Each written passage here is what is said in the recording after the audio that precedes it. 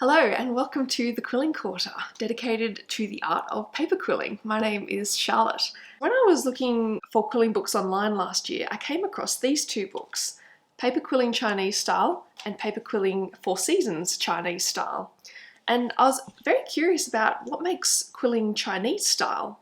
So today I'm going to review this book and I'm going to talk a bit about the history of Chinese quilling, show you a couple of pieces I made in this style, and then give you my review for the book at the end.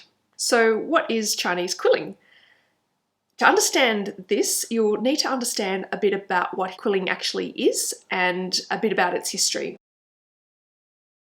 Quilling actually dates back to the Renaissance, where nuns would tear gilded strips of paper from Bibles and roll them to decorate reliquaries and decorate paintings. Then in the 18th century, women from noble families used quilling to decorate pictures, cards, tea tins and hats. Then this art was then taken to North America by the missionaries, and it was evolved to decorate pictures, chests and candelabras. So when China opened their borders to foreign countries in the 1970s, knowledge of paper quilling also made its way in from the Western world, and modern techniques were integrated with traditional Chinese culture and art. And the Liqun Paper Arts Museum was formed in 2010, and their members mix traditional Western quilling techniques with traditional Chinese culture and art.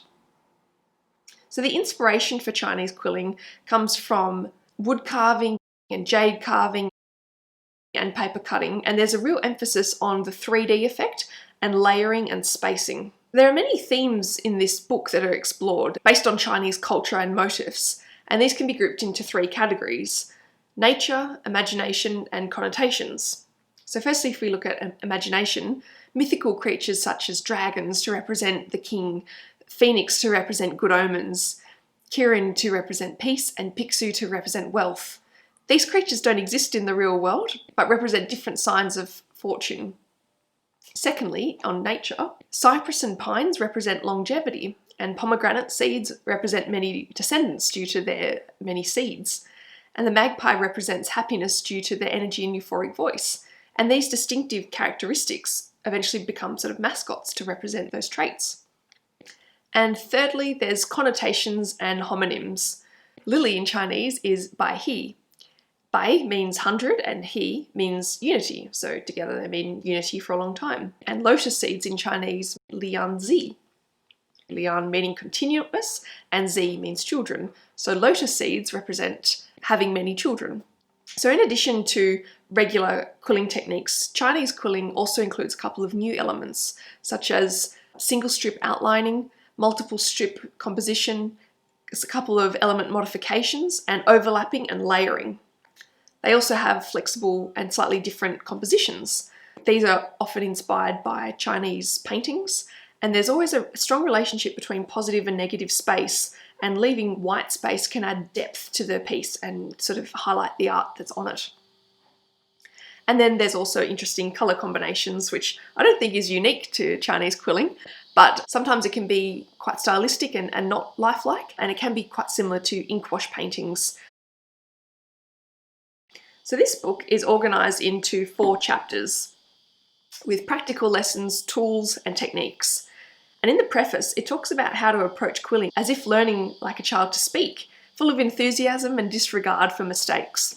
Chapter 1 introduces quilling and how Chinese culture has influenced and shaped each other. Chapter 2 outlines materials, tools, basic techniques and quilling categories. Chapter 3 represents introductory artworks and compositions with instructions on how to complete them. And then Chapter 4 finishes with 8 advanced lessons. There are 4 designs that I made from this book.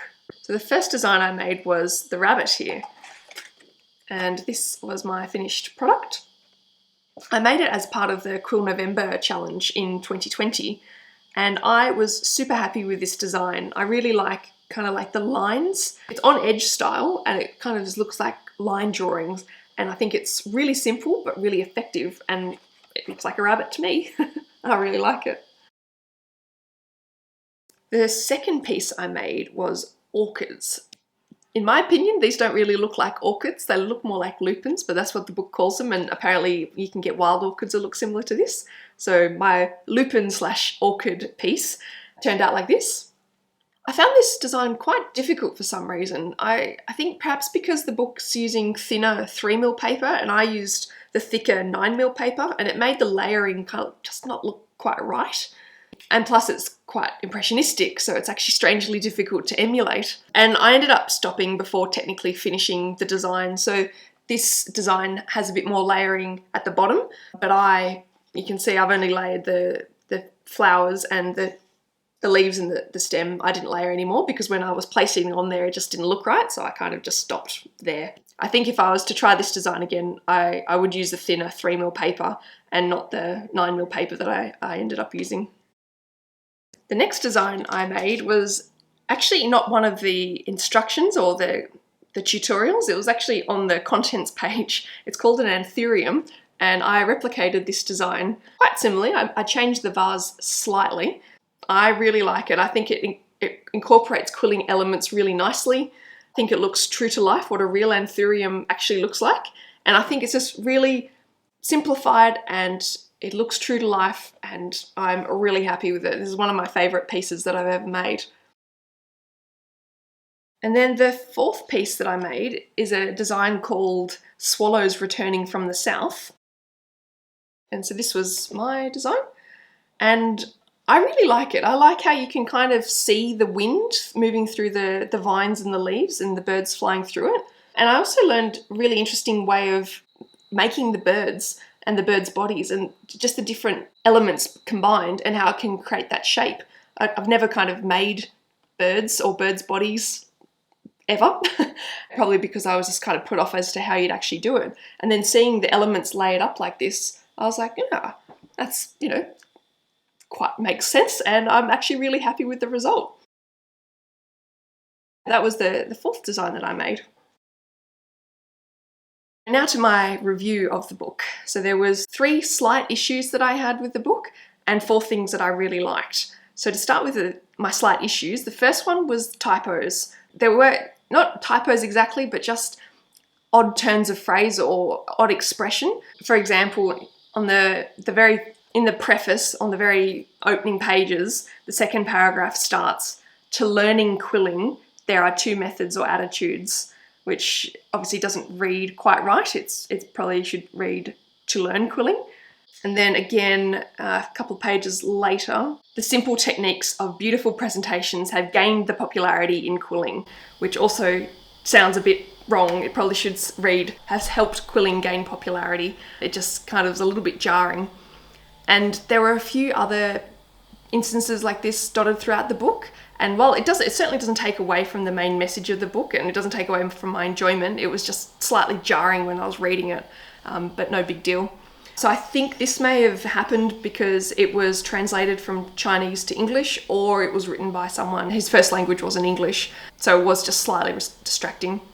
The second issue I had was that these designs were slightly complex, so they're not necessarily for beginners really. The book does go through the techniques and the tools and how to make certain elements at the beginning, but then when you're actually reading the step-by-step instructions, it does require quite a bit of interpretation.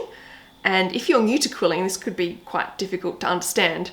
And the other thing, quite interestingly, is that when it goes through each of the components that you're going to need to make the designs, it doesn't actually list the measurements, which surprised me. I thought, when I've looked at other patterns, that they give the measurement of each strip, and that's quite a common thing, and it was missing in this book. But again, no big deal, because you can just kind of wing it and it works. This book moved from simple to increasing levels of complexity in the design. And interestingly, the 4 designs that I made, they all came from the introductory chapters. None of them came from the advanced lessons in the book. I don't think it's necessarily because of the difficulty required in making the advanced lesson designs. I just think that I wasn't a bigger fan of them. Yeah, some of them weren't quite to my taste. Typically, I like really bold and striking designs and colours. So I'll show you the 8 designs that were in the advanced lesson. So first is "Live peacefully and work happily" with 2 quails. The second was "Fluttering fragrant osmanthus," as shown in the front cover, which I will come back to in a second. Third was lofty mountains and flowing water, and you can see there is a lot of elements in this design and it's very stylized, so it's quite difficult to replicate. And then 4 was warm spring river with peach trees and ducks and fish. And then number 5 was ginkgo, which apparently these types of trees are known as living fossils because they're so old. 6 was Drunk Imperial Concubine, which apparently is based on a famous Beijing opera. But if I didn't know that it was a Drunk Imperial Concubine, I don't think I would have ever known that that's what it was. Number 7 was the peacocks, which was quite nice. And then the last one was the blooming flowers, which is a massive mix of quilled flowers and quilling elements. And this design is so stylized that I can't even really tell what it is. And I relied on the title to tell me. Of these 8 advanced lessons, only one that I considered actually making was the peacock design. But in the end, I decided against it and I haven't made it yet. Another thing is, as you move through the book, each design uses an increasingly larger and larger amount of paper. And it's not because they're necessarily more complicated, but they just require more paper. And so it's way more time consuming because there's so many more elements that go into it. Which leads me to my third slight issue with this book, which was the amount of paper that it uses. So in chapter 4, advanced lessons, there are so many layers of elements and pieces. So the front cover, for example, here, I counted 86 crescents, and each of these crescents is made up of 7 to 8 strips of paper. That is a lot of paper. And there's no big deal. I'm just saying it's a lot of paper for, to be learning quilling. And admittedly, this front cover is what drew me to the book in the first place because I'd never seen this style of quilling before. But the ginkgo design in the advanced lessons uses an insane amount of paper. So the trunk and the tree elements are just entire strips straight from the pack that haven't even been stripped apart and shaped. Like they're just straight in their glue as they were bought and then kind of shaped to be the trunk or the tree branch. So each of these individual elements would be 50 to 100 strips of paper. And I admit it's effective, but I wouldn't design it like this. I would rather use watercolor as the background or get one strip and turn it flat so it's a flat block of color rather than using 50 or 100 strips of paper in a single area. But these were relatively minor. Moving to the things that I really liked about the book, there were 4 things. So the first thing was one of the opening quotes, which reads, "The secret of success is learning the techniques is not difficult, but the greatest fun is from applications and transformations. We shall learn from children, since limited vocabulary and grammatical errors do not hinder them from learning how to speak. Their simple language skills gives us fun moments. So please, learn like a child. Be bold and flexible. Learn the basic techniques and create your own quilling pieces as soon as possible." And I thought this was a really nice way to approach quilling, to approach learning a new skill, and approach life really. Especially as an adult, learning something new can be frustrating when you don't immediately get it straight away. But these frustrations just don't happen with children. They learn, they make mistakes, they move on straight away, and they learn quickly. And so, just keep trying and keep failing, keep making, keep going. The second thing I really liked about this book was the explanations and the stories behind each of the designs. I found that really interesting. For each design, when it was introduced, there was a short blurb explaining its importance or significance in Chinese culture and a little bit of the history behind these. So for example, the rabbit is the 4th sign in the Chinese zodiac, and it's one of the main characters of folklore and legends. And apparently jade rabbits prepared the pill of immortality into the palace of the moon. So the lotus has a long history in China. The Book of Poetry, which is the oldest collection of Chinese poetry, records poems about lotuses, and lotuses are actually blessings for newlyweds. The other example were the swallows, which appear in pairs and they migrate according to the seasons, and they're very common in Chinese poetry since they are symbols of spring and love. The third thing I really liked in this book were the instructions. So it clearly outlines the shapes that you're going to need for the designs, and it has a finished photo plus step-by-step instructions to complete the design. And I like this method of instructions because it caters to a few different learning styles. So if you prefer to read the instructions, you can. If you want a visual representation, like me, it's easy enough to follow along. Or if you just want a picture of the finished design, you can just copy off that. But as I mentioned before, it does assume a little bit of prior knowledge and the measurements aren't there.